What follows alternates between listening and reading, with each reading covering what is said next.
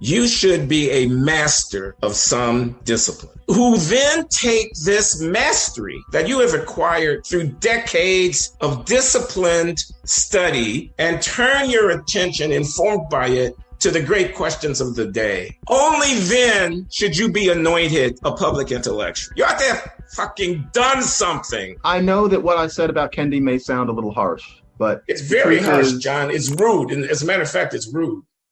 But no, not if you're going to call me a bigot in such a public venue when I didn't do anything to deserve it. That's it. I'm sorry. That's just not nice.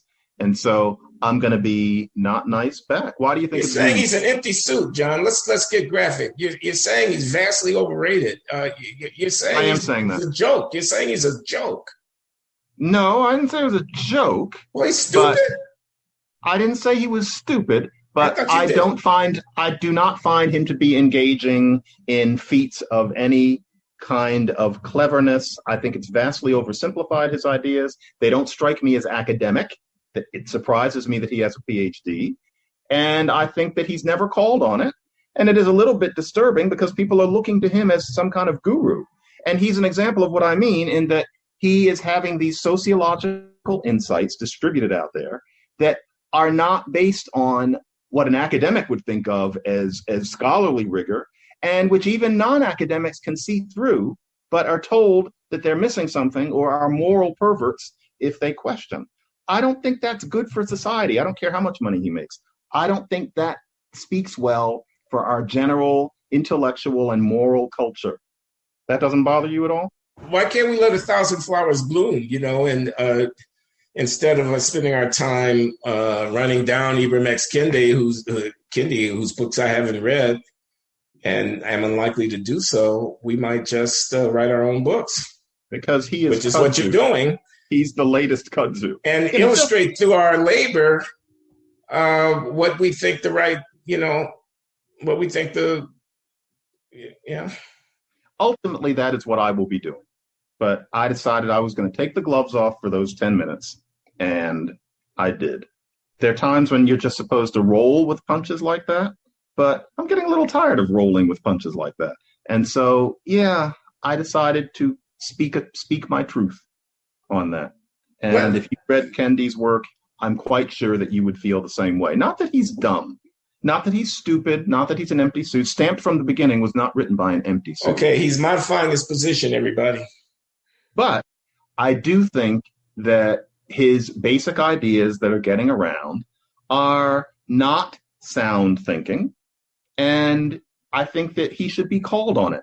To not call him on it is to be racist. I watched him in a public forum say, like that thing that only white people can write books about racism.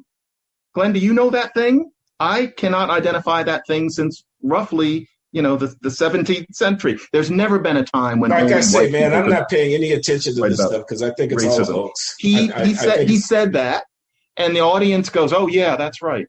That's not true at all. A public intellectual is they're acting out a ritualistic thing, man. It's a coon show. It's a minstrel show. It's church is what it is, and so that is what I am calling out here. That we are not requiring enough. It's the modern day equivalent of Amos and Andy, and it is so insulting to Black people to not take us sufficiently seriously, and to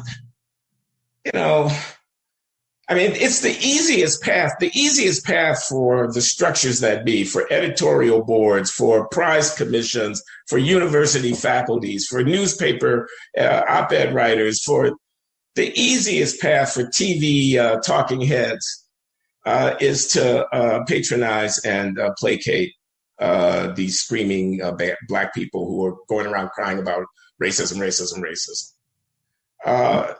That is much easier than actually doing the work of developing the functioning capacities of the people in the African American population, along with everybody else in American society. But in terms of racial disparities, racial differences, racial inequality, it's much easier. I mean,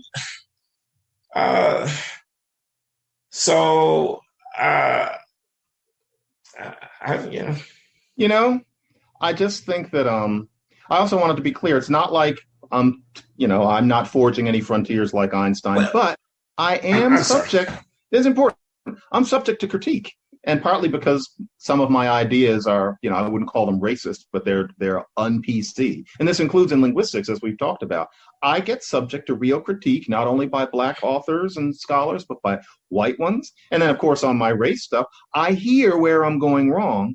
And it makes you stronger. You think to yourself, you wipe yourself off, and you think that person is actually right to an extent, and I could make my argument stronger by putting it that way. That's what I think both of us have gone through. That's what being an academic and or a public intellectual is supposed to be. You're supposed to be able to adapt. You're supposed to be building. I like that there are people who criticize my ideas both in and outside of academia. But there seems to be this general idea that if the Black scholar, if the Black public intellectual is, saying the proper woke thing, you don't actually subject what they're saying to any kind of intelligent critique, because how about this, John? That's a tort.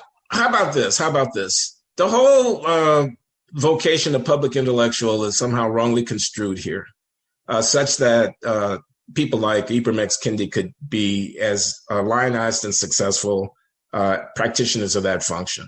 Here's what it should be. You should be a master of some discipline. You should be an economist of the first rank. Yes. You should be a linguist who has a very good publication record in refereed journals with a lot of citations. You should be a physicist who has actually mastered physics, or a literary critic who's read the great books and written a few of them, who then take this mastery that you have acquired through decades of disciplined study and turn your attention, informed by it, to the great questions of the day.